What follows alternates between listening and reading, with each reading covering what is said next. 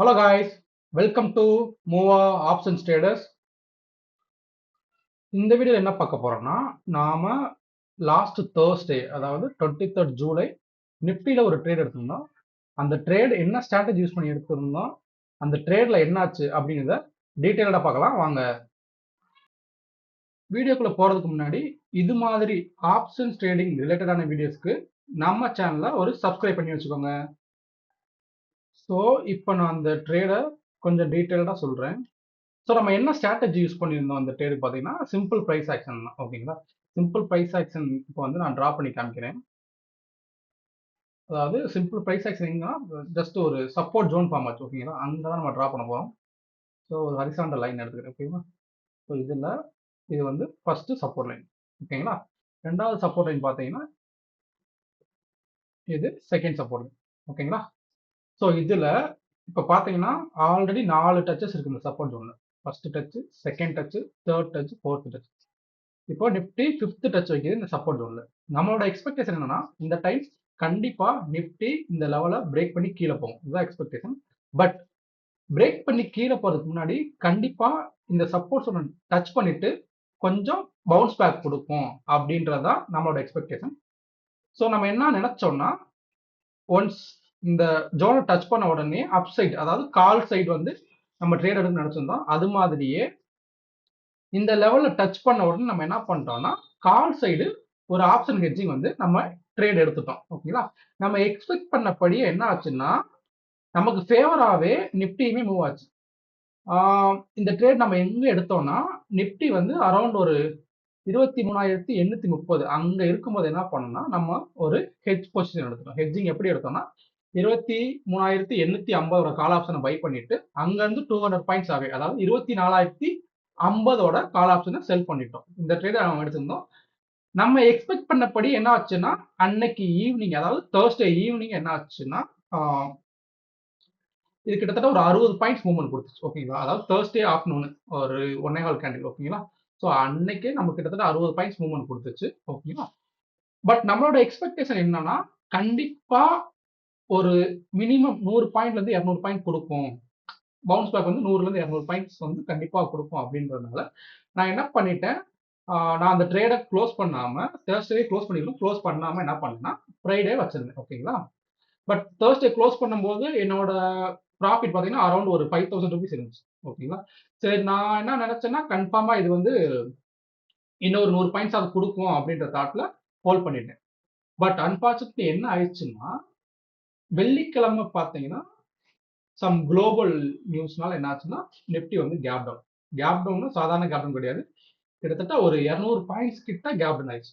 இங்க க்ளோஸ் ஆனது அதாவது 23,880 க்ளோஸ் ஆனது. ஓப்பன் ஆனது பார்த்தீங்கன்னா 23,680 தான் ஓப்பன் ஆச்சு. ஸோ கிட்டத்தட்ட ஒரு 200 points gap down.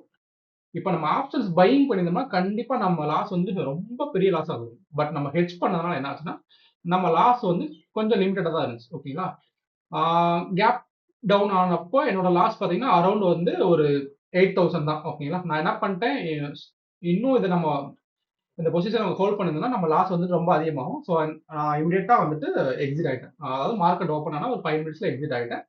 So 8,000 லாஸ்ல exit ஆயிடும். ஓகேங்களா, பட் நான் அதை இன்னும் கொஞ்ச நேரம் ஹோல்ட் பண்ணியிருந்தேன்னா எனக்கு லாஸ் அதிகமாக இருக்கும். பட் நான் எக்ஸிட். பட் அதுக்கப்புறம் என்ன ஆச்சு அப்படிங்கிறத இப்போ நான் டீட்டெயிலாக சொல்றேன். இப்போ இந்த லைன்ஸ் நான் ரிமூவ் பண்ணிட்டேன். இப்போ இன்னொரு பிரைஸ் ஆக்ஷன் லைன் அதாவது இன்னொரு ட்ரெண்ட் லைன் வந்து நான் drop. So trend line set பண்ணிக்குவோம். இப்போ பார்த்தீங்கன்னா ஒரு பியூட்டிஃபுல்லான ட்ரெண்ட் லைன் சப்போர்ட் இல்லைங்களா. ஸோ இந்த ட்ரெண்ட் லைன் சப்போர்ட் நம்ம டெலகிராம் சேனல் அதாவது நம்ம ஃப்ரீ டெலகிராம் சேனல் இருக்கு அதுல என்ன பண்ணலாம், ஜூலை 14 இந்த போட்டோம் கண்டிப்பா வந்து நிப்டி வந்து இந்த லெவலை டச் பண்ணிட்டு பவுன்ஸ் பேக் கொடுக்கும்னு சொல்லி. ஸோ அதே மாதிரி என்ன ஆச்சுன்னா இந்த லெவலை டச் பண்ணிட்டு பவுன்ஸ் பேக் கொடுத்துருச்சு.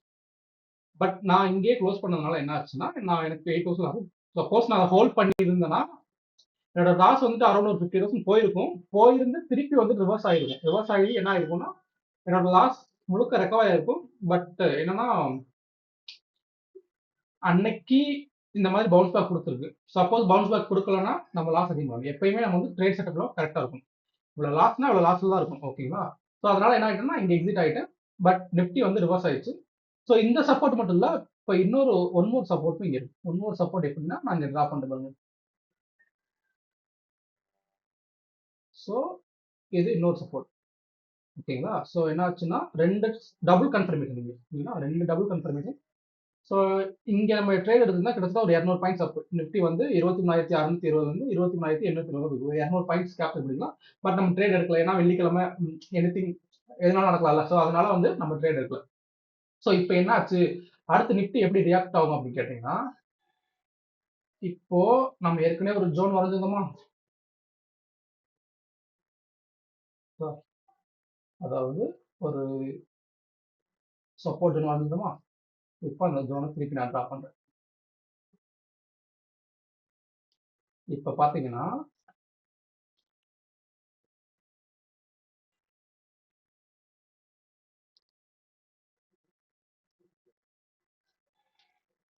இப்போ திருப்பி இந்த ஜோனை டச் பண்ணிட்டு என்ன ஆச்சுன்னா, திருப்பி ஒரு ப்ரீவியஸ் சப்போர்ட் நம்ம ட்ரா பண்ணிட்டோம்ல, அங்க போய் டச் பண்ணுது. இப்போ அந்த சப்போர்ட் என்ன ஆகுதுன்னா ரெசிஸ்டன்ஸ் தான் ஆக்ட் பண்ணுது. ஓகேங்களா? இப்போ நம்மளோட எக்ஸ்பெக்டேஷன் என்னன்னா, இந்த ரெசிஸ்டன்ஸை டச் பண்ணிட்டு திருப்பி கீழே வரும். கீழே நம்ம ஒரு லைன் ட்ரா பண்ணியிருந்தோம்ல, அந்த லைனை திருப்பி பிரேக் பண்ணி போறதுக்கு சான்சஸ் நிறைய இருக்கு. அதாவது இங்க ஒரு ட்ரெண்ட் லைன் வந்திருந்தோமா? ஸோ இந்த ட்ரெண்ட் லைனை பிரேக் பண்ணி கீழே போறதுக்கு நிறையவே சான்சஸ் இருக்கு. இங்க இருக்கு இப்போ கரண்டா சப்போர்ட், அதாவது ப்ரீவியஸ் சப்போர்ட் ரெசிஸ்டன்ஸ் ஆக்ட் பண்ணிட்டு இருக்கு. அதை டச் பண்ணி ரிவர்ஸ் ஆகிற நிலைமையில இருக்கு. மண்டே வந்து ரிவர்ஸ் ஆகி கீழே வரும்ன்றது நம்ம எக்ஸ்பெக்டேஷன். பட் எதனாலும் நடக்கலாம். ஓகேங்களா? சப்போஸ் குளோபல் நியூஸ் பாசிட்டிவா இருந்தா அந்த சப்போர்ட்டை பிரேக் பண்ணி மேல, அதாவது இந்த ப்ரீவியஸ் ரெசிஸ்டன்ஸை பிரேக் பண்ணி மேலே போகலாம். ஸோ எதனாலும் நடக்கலாம். பட் நம்மளோட எக்ஸ்பெக்டேஷன் டச் பண்ணி கீழே வரும். ஓகேங்களா?